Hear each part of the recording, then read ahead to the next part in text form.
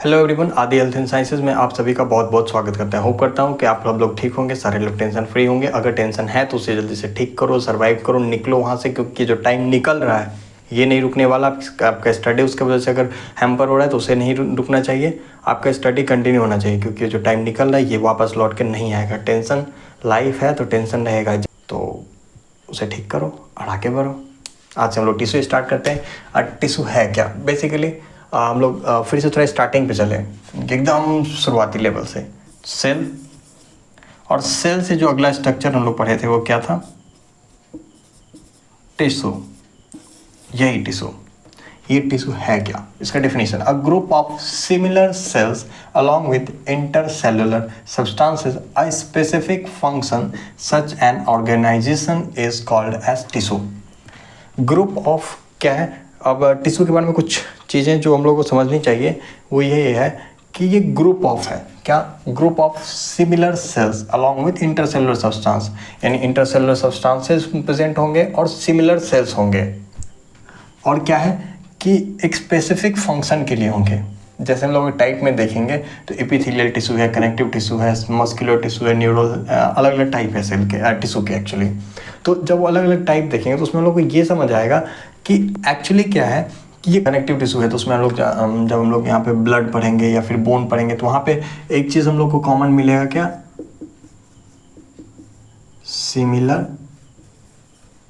Sales. और दूसरा क्या है? Specific function.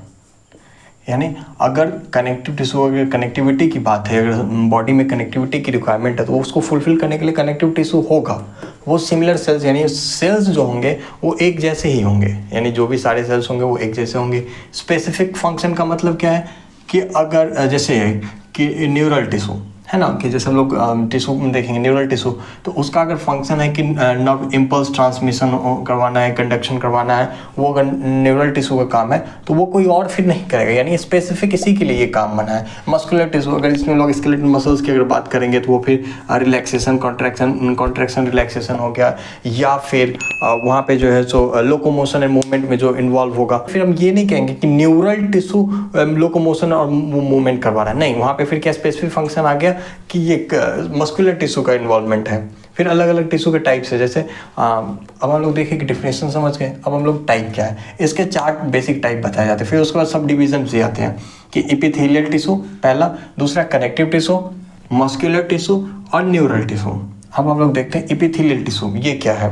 एक्चुअली क्या है कि epithelial tissue the type of tissue which covers the body and lines the cavities, hollow organs and tubes is known as epithelial tissue। Definition सही clear है कि क्या ऐसा टिश्यू का टाइप जो क्या करता है, कवर करता है किसको? Body and lines, cavity, hollow organs and tubes. Okay, epithelial tissue cover करता है। जैसे अगर हम लोग को एक चीज़, बहुत सिंपल चीज़ अगर हम लोग को समझनी हो तो उसमें क्या है ना कि स्किन, बहुत सिंपल एग्जांपल है। स्किन, बॉडी को अगर प्रोटेक्ट करना है, जैसे हम लोग का first line of defence, body को किसी चीज़ से सबसे पहले कौन प्रोटेक्ट करता है? स्किन ही प्रोटेक्ट करता है। अगर स्किन ना हो तो हम लोग के बॉडी में पैथोजेंस, बैक्टीरिया, माइक्रो ऑर्गेनिजम्स कितने आसानी से एंटर कर जाएंगे और कितने आसानी से वो फिर स्प्रेड होने लगेंगे। तो वो स्प्रेड होने से कौन बचाता है? यही epithelial tissue. Okay, body lines, cavities, जो भी कैविटीज़ वगैरह बॉडी की कैविटीज़ होते हैं वहाँ पे भी उसका जो सरफेस बनाता है, ये बनाता है, वो कौन बनाता है? Epithelial tissue. हॉलो ऑर्गन्स वो एपिथेलियल टिश्यू। ट्यूब्स के जैसे ब्लड वेसल्स वगैरह हो गए तो उसके एंडोथेलियम जो होते हैं तो वो भी कौन बनाते हैं? Epithelial tissue. ओके, तो इसके कुछ स्पेसिफिक फंक्शंस हैं। स्पेसिफिक फंक्शन क्या क्या वो देखते हैं। पहला क्या है? Protection of underlying structures.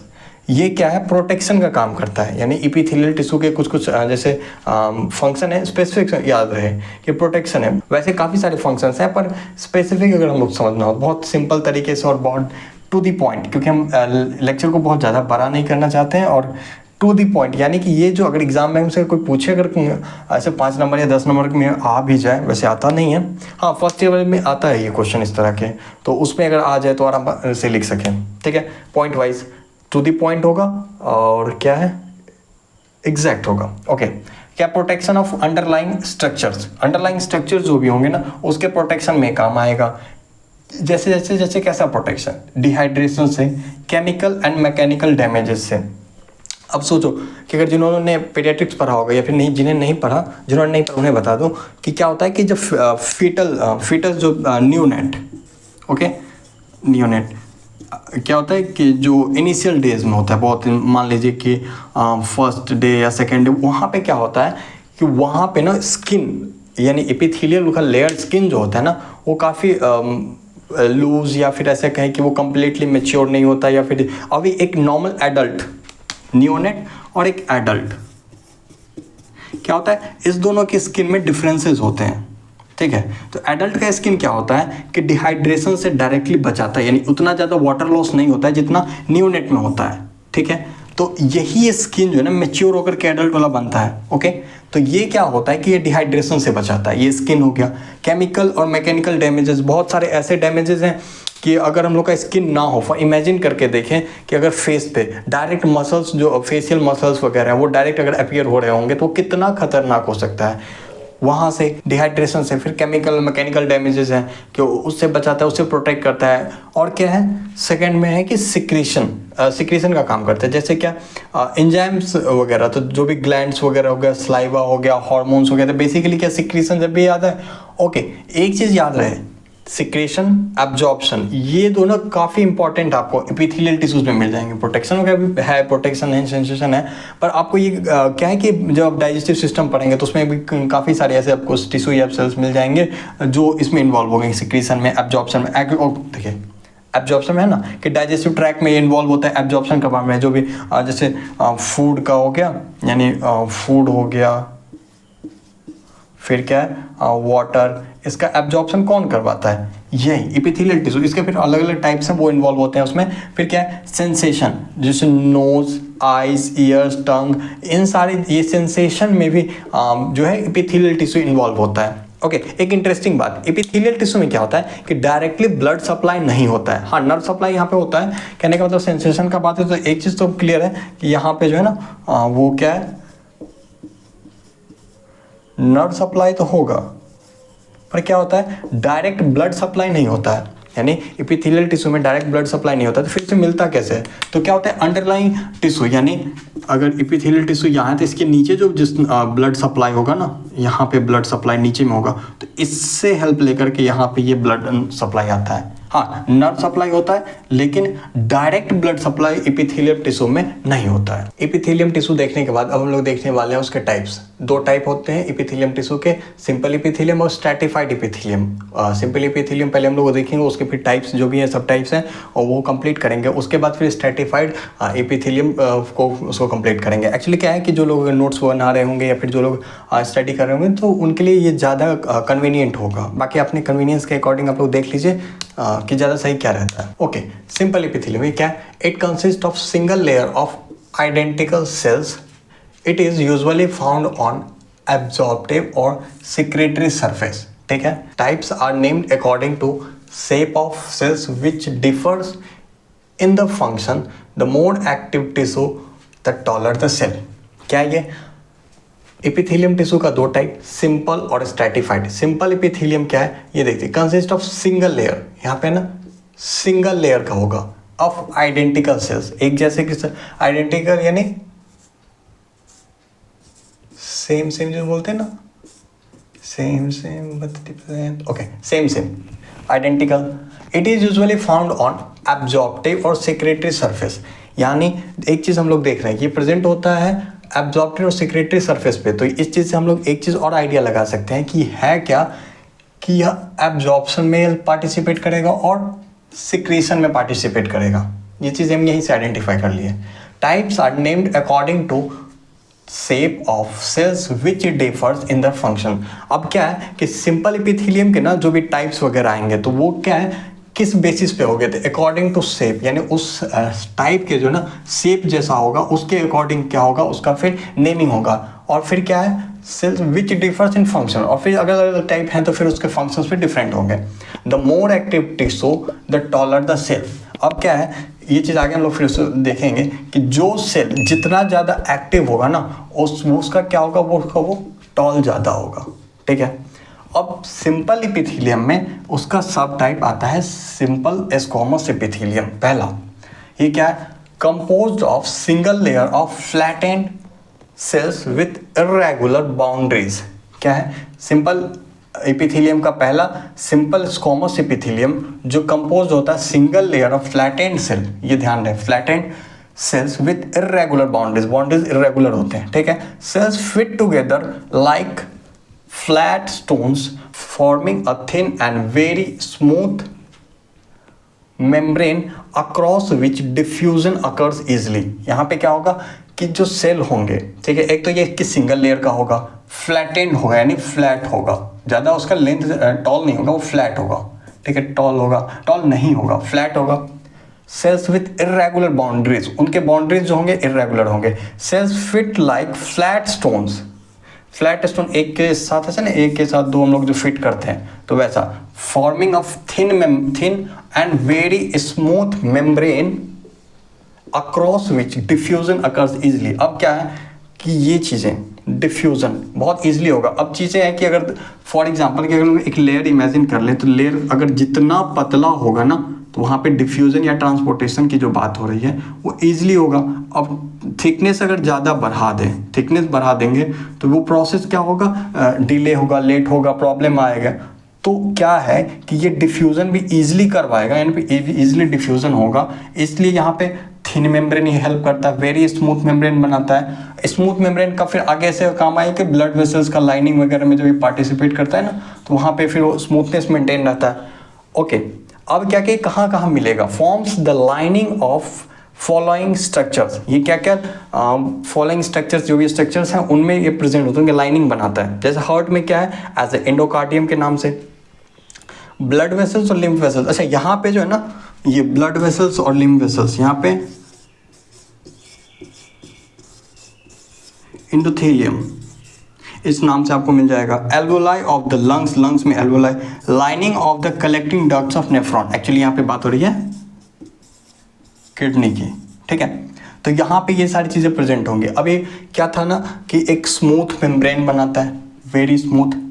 अब हार्ट में फ्लेक्सिबिलिटी चाहिए तो वो स्मूथनेस भी मेंटेन करने, ब्लड वेसल्स यहाँ पे भी, यानी जहाँ पे भी चीज़ें वेरी स्मूथ जो लिखा है ना स्मूथनेस, वो यहाँ पे रिक्वायर्ड है। इसलिए अगर ये थिन मेम्ब्रेन बना रहा है तो वो यहाँ पे रिक्वायर्ड है कि ये डिफ्यूज़न करवाएगा। अगर हम लोग स्ट्रक्चर देखें तो पहले था ना कि फ्लैट स्टोन लाइक, तो ये फ्लैट स्टोन जैसे एक दूसरे के साथ हम लोग सेट कर देते हैं। अगर एक यहाँ पे जो सिंपल स्क्वामस एपिथेलियम का अगर हम लोग एक स्लाइड लेंगे उसके नीचे ये बेसमेंट मेम्ब्रेन है। अच्छा, एपिथेलियम हम लोग एक बात ध्यान रखें कि डायरेक्ट ब्लड सप्लाई नहीं होता है, नर्व सप्लाई होता है पर डायरेक्ट ब्लड सप्लाई यहाँ पे नहीं होता है, तो बेसमेंट मेम्ब्रेन है। फिर क्या यहाँ पे फ्लैट स्टोन लेते हैं, कितना अरेंजमेंट है, ये कुछ ऐसा अरेंजमेंट है। तो अभी हम लोग सिंपल स्क्वामस एपिथेलियम देखे हैं। सिंपल एपिथेलियम का पहला सब टाइप सिंपल स्क्वामस एपिथेलियम। अब इसके आगे फिर कंटिन्यू करते हैं। अब सिंपल एपिथेलियम का क्यूबॉइडल एपिथेलियम, ये क्या है, single layer of cube like cell. अच्छा, एक चीज़ याद रहे, जब भी हम लोग सिंपल एपिथेलियम की बात करेंगे ना तो यहाँ पे याद रहे कि एक लेयर यानी सिंगल लेयर की बात होगी। फिर वो कंपाउंड में आ जाएंगे तो फिर वो हो जाएगा मल्टीपल, यानी फिर कंपाउंड में तो स्ट्रेटिफाइड में आ जाएंगे। तो जब स्ट्रेटिफाइड एपिथेलियम पढ़ेंगे तो वहाँ पे फिर मल्टीपल लेयर आ जाएगा। यहाँ पे क्यूबॉइडल में क्या है कि single layer of cube like cell. ये याद रहे कि क्यूब लाइक स्ट्रक्चर होगा सेल का। Cube like cells commonly found in ducts of glands and tubular parts of nephron in kidney, actually kidney. Epithelium of PCT, proximal convoluted tubule जो होता है, ठीक है, PCT of has microvilli. Okay, cuboidal epithelium जो PCT में present होगा, actually ये kidney, nephron, जब हम लोग रीनल सिस्टम पढ़ेंगे तो वहाँ पे और अच्छे से समझ आएगा कि पीसीटी क्या है। तो उसमें क्या होता है, एपिथेलियम जो होता है यानी उसके एपिथेलियम में क्या होता है, माइक्रोविलाई प्रेजेंट होता है, ठीक है। Its main function are secretion and absorption. Basically वहाँ पे सिक्रीशन और एब्जॉर्प्शन में भी ये माइक्रोविलाई पार्टिसिपेट ये भी करता है। और बेसिकली क्यूबॉइडल एपिथेलियम का मेन फंक्शन क्या है कि सिक्रीशन और एब्जॉर्प्शन, ठीक है। Tube shaped cells fitting closely together, actually together on a basement membrane. अच्छा, ये सारी चीज़ें जैसे कॉलमनार या क्यूबॉइडल, तो ये भी क्या है ना कि यहाँ पे जो है ना ये बेसमेंट मेम्ब्रेन, ओके, ये याद रहे कि ये बेसमेंट मेम्ब्रेन, बेसमेंट मेम्ब्रेन यहाँ पे प्रेजेंट होता है, ठीक है। ओके, अब आ जाते हैं क्यूबॉइडल के बाद columnar epithelium, composed of single layer of tall thin cells on basement membrane, यानी सेम चीज़ यहाँ पे भी ये जो है ना ये इसके नीचे यानी सेल का यानी टिश्यू का जो नीचे वाला लेयर होगा वो क्या होगा, बेसमेंट मेम्ब्रेन, ठीक है। Basement membrane and nuclei are, okay, nuclear are located at base, यानी टुवर्ड्स बेस लोकेटेड, ये न्यूक्लियस जो भी देख रहे हैं सब क्या बेस की ओर है, तो located at the base. Free surface have many microvilli, okay, free surface जहाँ पे होता है ना वहाँ पे माइक्रोविलाई का मतलब कि यहाँ पे क्या होता है, जैसे आउटग्रोथ प्रेजेंट होता है, चाहे उसी लिए या फिर अलग अलग पर्पसेस के लिए, ठीक है। Found in the lining of stomach and intestine helps in secretion absorption. एक चीज़ याद रहे, यहाँ पे भी सिक्रीशन और एब्जॉर्प्शन, यहाँ पे भी secretion and absorption. In the trachea columnar epithelium is ciliated and close and also contain goblet cell that secrete mucus, okay. होता क्या है कि ट्रैकिया में जब हम लोग रेस्पिरेटरी सिस्टम पढ़ेंगे तो वहाँ पे क्या होगा कि जब हम लोग ट्रैकिया देखेंगे ना तो वहाँ पे जो कॉलमनार एपिथेलियम है तो वहाँ पे होता है कि स्यूडो स्ट्रेटिफाइड कॉलमनार एपिथेलियम, वहाँ पे जो सीलिया होता है वो सीलिया जो होता है ना यूनिडायरेक्शनल मूवमेंट करवाता है। होता ये कि जो म्यूकस रिलीज होता है ना उसको बाहर स्पेल आउट करना होता है, बाहर निकालना होता है, तो यूनिडायरेक्शनल वो मूव करता है, जिससे क्या होता है जो म्यूकस है वो क्या होता है बाहर रिलीज हो जाता है, यानी बाहर रिलीज होता है। तो ये सीलिया जो है ना, ये ट्रैकिया का जो कॉलमनार एपिथेलियम जो सीलिएटेड है, ठीक है, तो वो वहाँ पे वो काम करता है। In uterine tubes ova are propelled along towards the uterus by ciliary action, okay. हम लोग जब लोग फीमेल रिप्रोडक्टिव सिस्टम देखते हैं तो वहाँ पे क्या होता है फिर फैलोपियन ट्यूब, यहाँ पे ये सारी चीज़ें, तो यहाँ पे जो सीलिया प्रेजेंट होता है ना तो ये ओवम जो रिलीज होता है तो ये क्या होता है कि इसको भी प्रोपेल्ड आउट, यानी इसके यूट्रस के तरफ इसको भेजने के लिए, नहीं ये डायरेक्शन में लाने के लिए, इस डायरेक्शन में क्या है ये सीलिया मूव करवाता है, ये यानी इस तरफ प्रोपेल्ड करता है, इसको मूव करवाता है, जिससे क्या होता है कि फिर ओवम यूट्रस की ओर पुश होता है। तो ये था कॉलमनार एपिथेलियम। दो टाइप एपिथेलियम देखे थे, एक सिंपल एपिथेलियम, दूसरा है स्ट्रैटिफाइड या कंपाउंड एपिथेलियम। ये क्या है, कंसिस्ट ऑफ 2 और more layer of cell, actually क्या है मोर लेयर होगा, okay, more layer of cells, अच्छा ओके, यहाँ पे है कंसिस्ट ऑफ 2 और more cell layers has protective function, basically skin का होता है। क्या है कि जब लोग 2 टाइप्स देखे थे, जब सिंपल था तो वहाँ पे बोले थे कि क्या ओनली 1 लेयर, और यहाँ पे जब ना स्ट्रैटिफाइड या कंपाउंड दोनों एक ही चीज़ है, तो यहाँ पे जब स्ट्रैटिफाइड या कंपाउंड की बात करेंगे ना तो वहाँ पे क्या होगा कि 2 लेयर या 2 से ज़्यादा मल्टीपल लेयर्स होंगे सेल के। The main function is to provide protection against mechanical stresses, wear and tear, basically जो मैकेनिकल स्ट्रेसेस होते हैं, जो सेल टूटते हैं फिर बाहर निकलते हैं फिर वहाँ पे नया सेल बनते हैं, तो वो सारी चीज़ें से यहाँ पे ये प्रोटेक्शन प्रोवाइड करता है। क्या है, they cover dry surface of the skin and moist surface of buccal cavity, यानी ड्राई सरफेस की जब बात करेंगे तो स्किन का ड्राई सरफेस को प्रोटेक्शन प्रोवाइड करेगा, मॉइस्ट सरफेस किसका, बकल कैविटी का, फेरिंग्स का, inner lining of ducts of salivary glands and pancreatic ducts, जो पैनक्रियाटिक डक्ट्स है ना, कि स्लेवरी ग्लैंड्स के भी जो डक्ट्स है वहाँ पे ये प्रेजेंट होगा, पैनक्रियाटिक डक्ट्स है वहाँ पे ये प्रेजेंट होगा। Continual cell division in the lower basal layer pushes the cell to above nearer to the surface where they set। Basically है क्या कि जब ये लेयरिंग प्रोवाइड करता है, ठीक है, प्रोटेक्शन प्रोवाइड कर रहा है, तो यहाँ पे हम क्या बोले कि मल्टीपल लेयर्स होंगे, यानी अगर हम लोग बात कर लें फॉर एग्जांपल कि क्या यहाँ पे 3 लेयर हो रहा है, ठीक है, ये अपर लेयर है, ये ना अपर लेयर है, और ये नीचे वाला जो है लोअर लेयर है, और इसके नीचे मान लेते हैं कि हम लोग बेसमेंट मेम्ब्रेन है, ठीक है।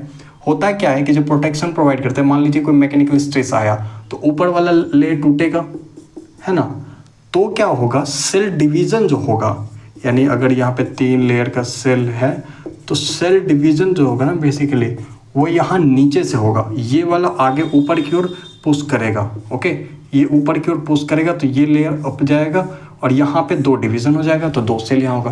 तो यही चीज़ बता रहा है कि continuous cell division in the lower basal layer pushes the cell above nearer and nearer to the surface. फिर क्या है कि नीचे से ऊपर की ओर सेल जो है आप ऊपर की ओर पुश होते हैं bye cell division.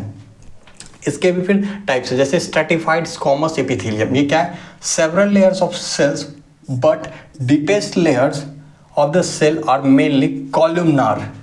As they grow toward the surface, they become flattened and set then set. Okay. अभी जैसे हम लोग देखें क्या सेल डिवीजन क्या नीचे से हो रहा है, नीचे से ऊपर की ओर जा रहा है। अब स्ट्रेटिफाइड स्क्वामस एपिथेलियम में क्या है कि जो नीचे वाला लेयर होगा वो क्या है? Columnar epithelium. ये हम लोग देख रहे हैं कि कॉलमनार शेप में है ना, तो कॉलमनार शेप। लेकिन क्या है कि जब हम लोग यहाँ ये बेसमेंट मेम्ब्रेन है तो सेल के नीचे वाले पोर्शन से जब हम लोग ऊपर की ओर बढ़ते हैं, सेल के नीचे वाले पोर्शन से हम लोग ऊपर की ओर बढ़ते हैं तो क्या है ये कॉलमनार शेप जो है ना चेंज होते होते होते क्या हो जाता है? स्क्वामस के शेप में आ जाता है। ये ऊपर फ्लैट एंड जो होता है ना, फ्लैट, ये फ्लैट लाइक हो जाता है, फ्लैट हो जाता है। यानी क्या है कि स्ट्रेटिफाइड स्क्वामस एपिथेलियम इसका मल्टीपल लेयर्स तो होंगे, सेवरल लेयर्स हैं, यानी मल्टीपल लेयर्स होंगे। लेकिन क्या है कि जो नीचे वाला बेसमेंट लेयर से जो नीचे का जो लेयर होगा वो कॉलमनार होगा और सबसे ऊपर वाला जो लेयर होगा वो स्क्वामस एपिथेलियम होगा। ये इसका बहुत ही अच्छा प्रॉपर्टी है। अब इसके भी 2 कंडीशंस मिलते हैं, जैसे कैरेटिनाइज्ड स्ट्रेटिफाइड एपिथेलियम और non keratinised stratified epithelium. Okay, stratified epithelium का 2 स्पेशल सब टाइप है, एक है कैरेटिनाइज्ड स्क्वामस एपिथेलियम और दूसरा है non keratinised squamous epithelium. Keratinised squamous epithelium क्या है? Found on dry surface, dry surfaces subjected to wear and tear, same चीज, that is skin, hair, nails. जहाँ पे वियर एंड टियर वाला प्रोसेस मिलेगा वहाँ पे ये प्रेजेंट होता है, ठीक है। The surface layer consist of dead epithelium cells that have lost their nuclei and contain the protein keratin. Okay, इसको आगे कंटिन्यू करेंगे। This forms a tough relatively waterproof protective layers that prevents drying of the live cell underneath। होता क्या है, जब हम लोग stratified epithelium देखे तो वहाँ पे था ना कि मल्टीपल लेयर्स था। हाँ, जैसे एक सेल था उसका क्या था कि हम लोग फिर देखे थे कि मल्टीपल लेयर्स था। तो ये भी चीज़ें कि मल्टीपल लेयर्स तो इसमें भी होगा। और जैसे कैरेटिनाइज्ड स्क्वामस एपिथेलियम है, ये प्रेजेंट होगा कहाँ? ड्राई सरफेस, ठीक है। पहली चीज ड्राई सरफेस जहाँ पे वियर एंड टियर होगा। एग्जाम्पल भी दिया हुआ है, स्किन हो गया, हेयर हो गया, नेल्स हो गया।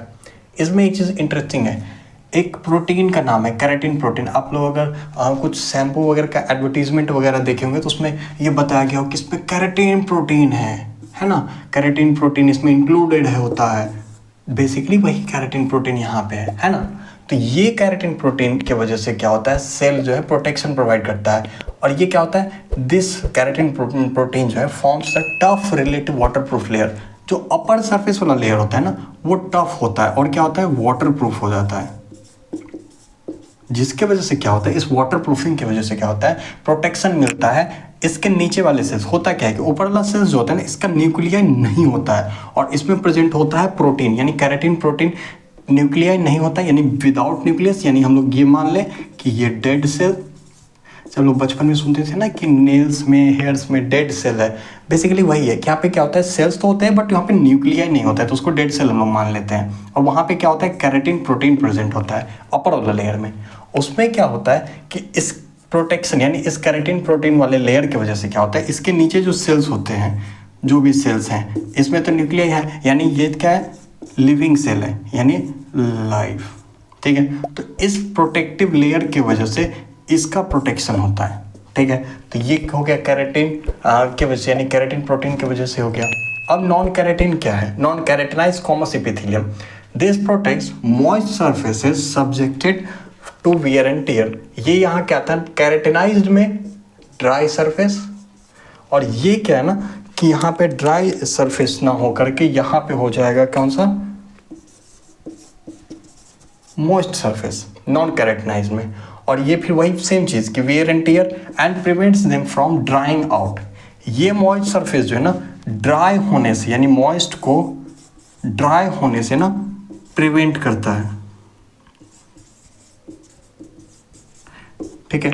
ये ड्राई होने से जैसे क्या है, आई में कंजक्टिवा है, lining of mouth, pharynx, oesophagus, फिर वजाइना। तो यहाँ क्या है कि यहाँ पे ये जो जितने भी यहाँ पे पोर्शन, यहाँ पे भी आपको मॉइस्ट सरफेस मिलेगा, माउथ तो मिलेगा, फेरेंक्स, ओसोफेगस, वजाइना, ये सारे सरफेसेस क्या होते हैं, वो मॉइस्ट सरफेस होते हैं। तो इन मॉइस्ट सरफेस को मॉइस्ट बनाने में ये हेल्प करता है, यानी ड्राई होने से प्रिवेंट करता है, dry from prevention from dryness. ये है नॉन कैरेटनाइज एपिथेलियम। एक्चुअली क्या एपिथेलियम में अभी कंप्लीट हो गया है, आगे से हम लोग कनेक्टिव टिश्यू को कंटिन्यू करेंगे, क्योंकि अब इसको यहाँ से कनेक्टिव टिश्यू कंटिन्यू करेंगे तो उस लेक्चर बहुत बड़ा हो जाएगा, और फिर वो कनेक्टिव टिश्यू थोड़ा सा लंबा पोर्शन है तो उसको अलग से कंटिन्यू करेंगे, और फिर आगे जो भी जैसे जैसे आते जाएंगे उसको कंटिन्यू करेंगे। तो आप लोग वीडियो को लाइक करें, चैनल को सब्सक्राइब करें, हाँ कमेंट करें कि अब वीडियो कैसा लग रहा है, नहीं लग रहा, क्या इस चीज़ को कुछ और इम्प्रूवमेंट करने की ज़रूरत है, या फिर आपके क्या ओपिनियन है, जो भी चीज़ें हैं प्लीज़ आप कमेंट सेक्शन में लिखें और बताइए कि कैसा लग रहा है आप लोगों को, क्या इसमें कुछ चेंजेस करने की रिक्वायरमेंट है, या फिर जो है उसे और इम्प्रूव करने की किस तरीके से रिक्वायरमेंट है, वो जो भी चीज़ें आप प्लीज़ बताइए।